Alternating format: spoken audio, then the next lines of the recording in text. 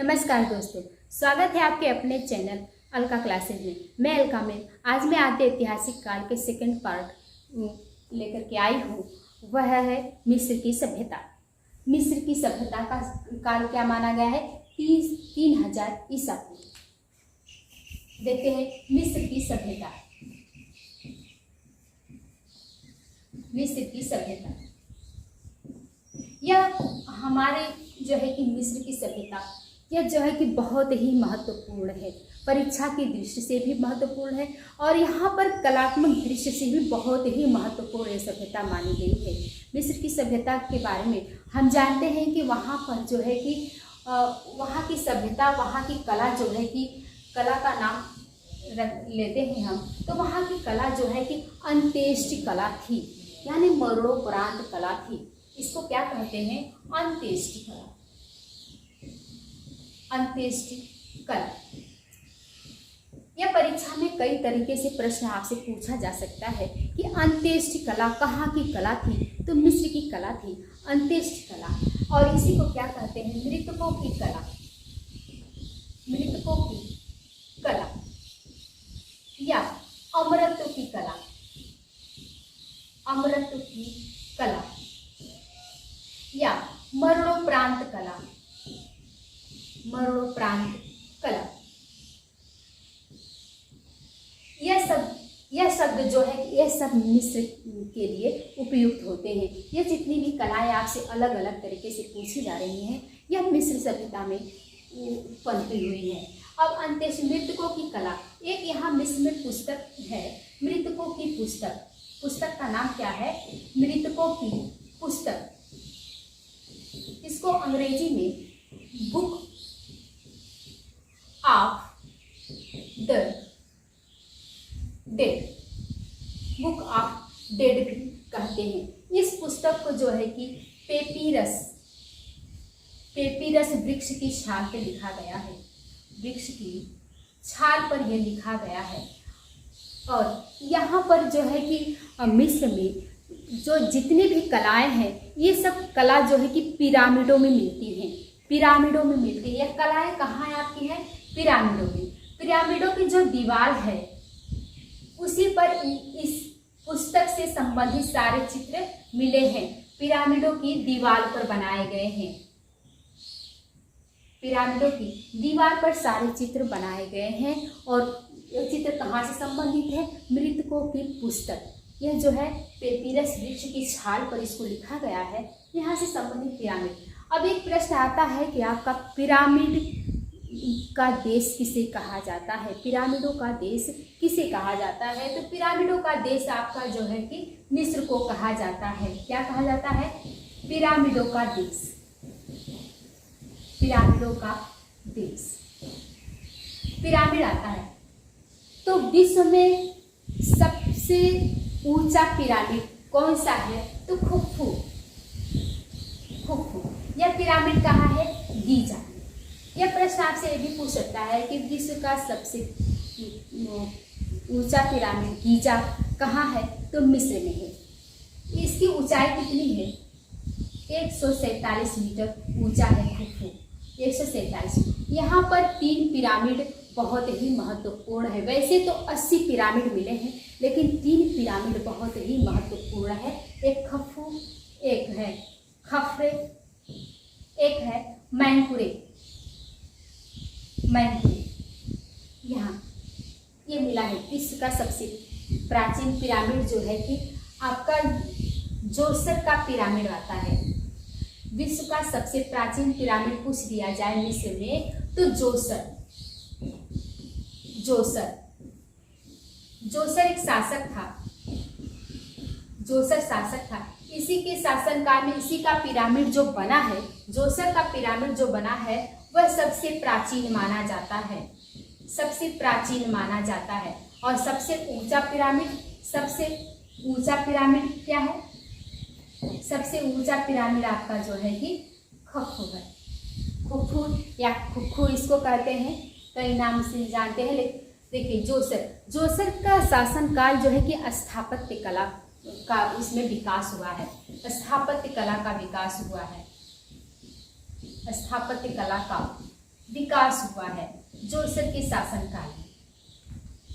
देखते हैं, अब आगे बढ़ते हैं। ये जो खफू राजवंश है, ये खफू जो पिरामिड है, खफू पिरामिड, यह सबसे ऊंचा पिरामिड है, गीजा नामक स्थान में स्थित है, सबसे ऊंचा पिरामिड है। और इसका जो कार्यकाल है चतुर्थ राजवंश से संबंधित है। यह चतुर्थ राजवंश से संबंधित है। एक इजिप्ट शब्द मिस्र के लिए प्रयोग होता है, मिस्र के लिए एक इजिप्ट शब्द प्रयोग होता है। महत्वपूर्ण प्रश्न ये है कि मिस्र की कला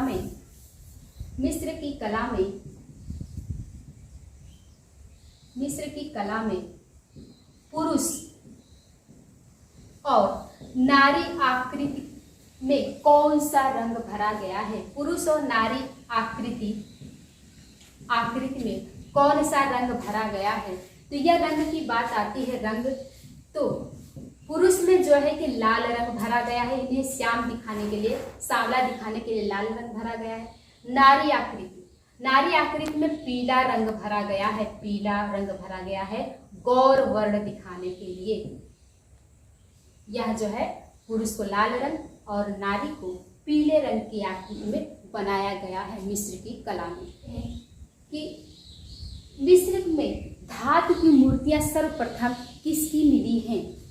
एक प्रश्न आता है, विश्व में धातु की मूर्तियां सर्वप्रथम किसकी मिली है? धातु की मूर्तियां, कौन सा धातु था? ताम्र धातु की मूर्ति मिस्र में किसकी मिली है? तो यह पेपी प्रथम की, पेपी प्रथम। एक प्रश्न है कि नेफरतिति का संबंध किससे है?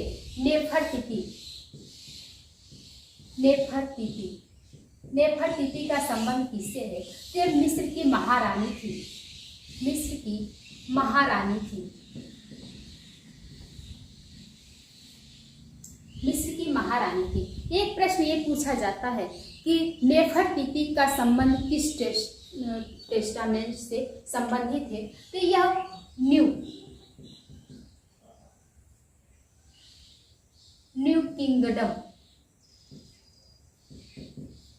किंगडम से संबंधित है। अब ये न्यू किंगडम और ओल्ड किंगडम क्या होता है, इसके बारे में थोड़ी सी हम लोग जान लेते हैं। ओल्ड किंगडम और न्यू किंगडम, या ओल्ड किंगडम जो है कि 3 से कहीं कहीं 1 मिलता है, कहीं कहीं 3 मिलता है। मान लेते हैं 1 से ही, 1 से 3 से 6 राजवंश तक का जो काल माना गया है, वह ओल्ड किंगडम का होता है। यह जोसर जो आपका है, यह तृतीय राजवंश का था। जोसर जो है कि तृतीय राजवंश का था। और तृतीय राजवंश के कहा जाता है कि मिस्र की कला जो है कि राजवंश का कला थी, ठीक है। तो यह जो है कि जोसर जो है कि तृतीय राजवंश का था, और इसका पिरामिड जो बना है वह सबसे प्राचीन कहाएगा। इसके बाद जो है कि यह नेफरतिति मिस्र की महारानी का जो है कि समय काल क्या है, यह 19वें राजवंश से संबंधित थी, 19वें राजवंश से संबंधित थी। तो यह न्यू किंगडम में आएगा, इसके बाद इनका पिरामिड किसने बनवाया? नेफरतिति का पिरामिड किसने बनवाया? तो इनके पति तुतनाखाटेन ने बनवाया था। तुतनाखाटेन ने बनवाया था इनका पिरामिड। नेफरतिति का पिरामिड जो है कि इनके पति तुतनाखेन ने बनवाया था। नेफरतिति का पिरामिड तुतनाखेन ने बनवाया था। एक प्रश्न आपका है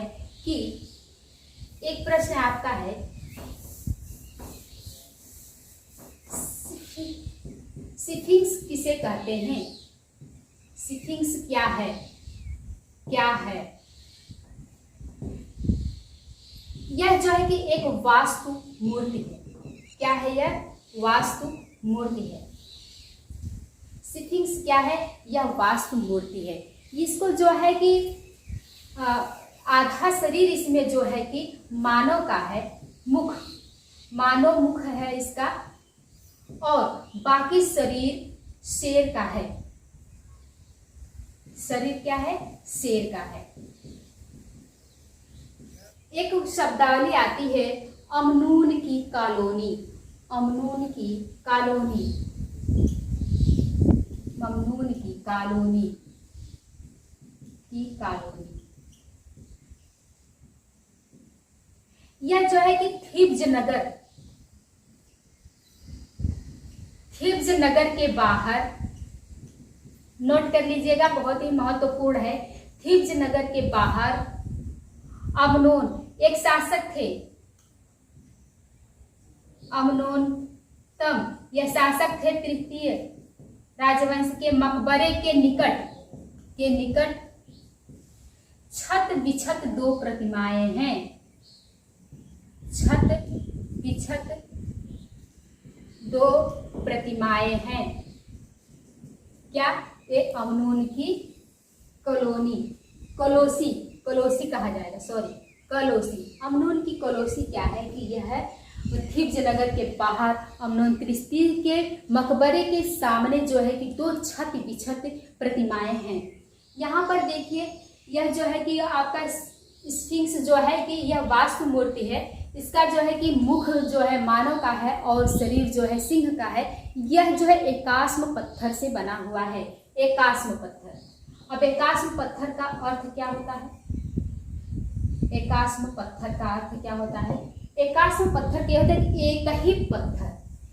एक ही पत्थर को काट करके, तराश करके यहीं पर उसका मुख जो है कि मानव का बना दिया है और बाकी शरीर जो है कि यहाँ शेर का बना दिया गया है। एक ही पत्थर को काट करके इसको बनाया गया है, तो इसलिए इसका नाम एकास्म पत्थर का वास्तु मूर्ति भी कहा जाता है। आगे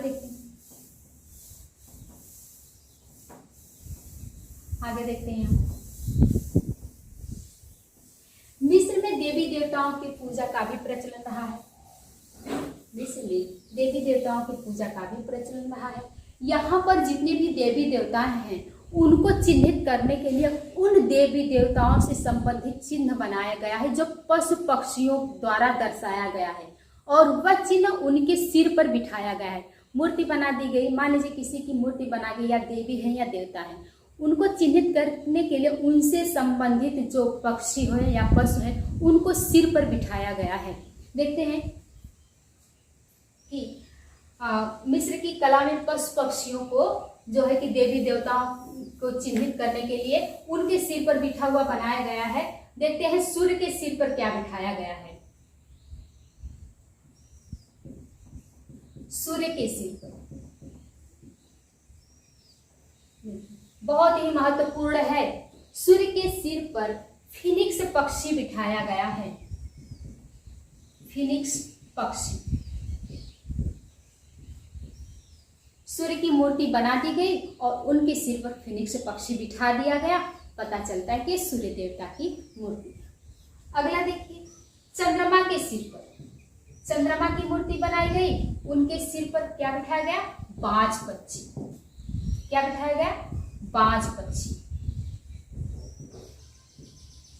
अगला है ईश्वर के सिर पर। ईश्वर के सिर पर एक पशु बिठा दिया गया। पशु का नाम नहीं है, सिर्फ पशु बिठा दिया गया। अब आता है हाथोर की देवी।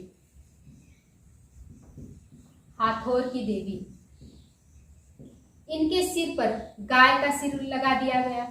गाय का सिर पुरानी मूवी में जो विदेशी मूवियां हैं उनमें कभी कभी दिखाई देता है कि कोई मूर्ति बना दी गई है तो उस पर सिंह वाला उसके सिर पर बिठाया गया है। हाँ, और जो है कि ओम की मुद्रा में देवी को बिठाया गया है और उनके सिर पर जो है कि ये गाय का सिर लगा दिया गया है, गाय का सिर। इसके बाद एक आता है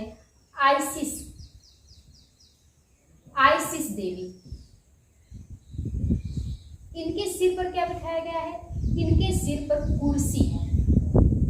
कुर्सी, यह उत्तराधिकारिणी रही होंगी, कुर्सी बिठाया गया है। अब देखिए एक चीज और जान लीजिए, पिरामिड। ये आपका तैयार हो गया, पिरामिड। पिरामिड इसके बारे में जान लेते हैं। पिरामिड क्या होता था। यह पिरामिड जो है कि मिस्रवासी जो है कि अपने देवता किसे मानते थे? राजा को। अपने राजा की मृत्यु हो जाने के बाद एक ताबूत में, एक मम्मी जिसमें वो अपनी शव रखा करते थे, मृतकों के शव रखा करते थे, उसे मम्मी कहा जाता था। मम्मी में रख करके इसी पिरामिड के अंदर जो है कि वास्तु कला द्वारा उसको वास्तु बनाया जाता था, स्थापत्य बनाया जाता था। वह इसी पिरामिड में रखा जाता था और उस राजा से संबंधित, राजा को देवता मानते थे, उस राजा से संबंधित जो है कि जितनी भी आवश्यक चीज़ें होती थी, यहाँ की दास दासियाँ जो राजा को प्रिय थे, उनको भी इसी पिरामिड में दफना दिया जाता था। और राजा को फराहो भी कहा जाता था। राजा को देवता मानते थे, इन्हें फराओ भी कहा जाता था। फराओ, ये शब्द पूछ सकता है कि फराओ शब्द कहाँ से निर्मित हुआ है? तो मिस्र की सभ्यता से। ठीक है। पिरामिड में आप देखिए राजा के साथ जो है कि सब उसके जो है कि वस्तुएं दफना दी जाती थी उसकी पसंद की। और यह माना जाता था कि जो मृतक है, जो मनुष्य है, कोई भी राजा, मुख्य रूप से राजा के लिए कहा गया है कि यह जो मृतक राजा है यह मरे हुए नहीं है, यह पुनः जीवित होंगे या उनसे संबंधित व जो उनके अंदर आत्मा है। यहाँ दो आत्माओं का जिक्र किया गया है, एक क और दूसरी ब। क का संबंध है जब तक जीवित है, तब तक यह क आत्मा जो है कि जब तक जीवित है तब तक यह क आत्मा शरीर में निवास करती है। मरणोपरांत यह क आत्मा निकल जाती है और ब आत्मा निवास करने लगती है। मृतक के शरीर में। तो यही क ब का संबंध जो है कि प्रश्न आ सकता है, क ब का संबंध किस सभ्यता से है? तो यह मिस्र की सभ्यता से है। क ब का संबंध, यह आत्माएं दो मानी गई है जो जब तक जीवित रहते थे तब तक क आत्मा, मरणोपरांत जो है कि ब आत्मा निवास करने लगती थी। और वह जो है पिरामिड में जितनी भी वस्तुएं रखी जाती सबका उपयोग है ब आत्मा। उनका मानना था कि यह ब आत्मा जो है कि उनमें निवास करती है और यह उसका उपयोग ब आत्मा करेगी।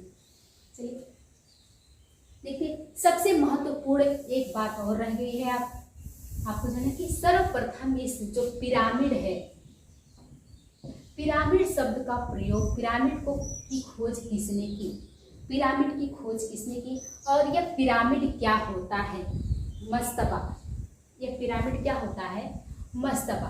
पिरामिड के चबूतरे को मस्तबा कहते हैं। सीढ़ीदार चबूतरा होता है, इस चबूतरे को क्या कहते हैं? मस्तबा। इस पिरामिड की खोज किसने की? 1880 में। कब हुई थी?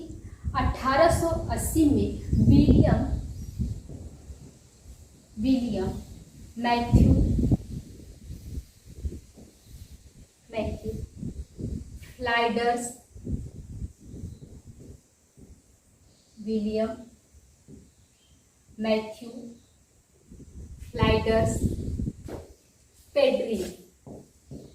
पेड्रिनी, यह सर्वप्रथम पिरामिडों की खोज इन्होंने किया था 1880 में। याद रखिएगा, यह बहुत ही महत्वपूर्ण प्रश्न आपका पूछ सकता है कि पिरामिडों की खोज कब हुई थी? 1880 में। पिरामिडों की खोज किसने किया था? तो विलियम मैथ्यू फ्लाइडर्स पेड्री ने किया था। ठीक है। यह आपका जो है कि मिस्र की सभ्यता, यहाँ तक आपका कोशिश किए हैं कि कम समय में ज़्यादा से ज़्यादा चीज़ें बता दी जाए। आपका परीक्षा बहुत ही पास में है, अच्छे से तैयारी कीजिए। चलते हैं। धन्यवाद। नमस्कार। जय हिंद।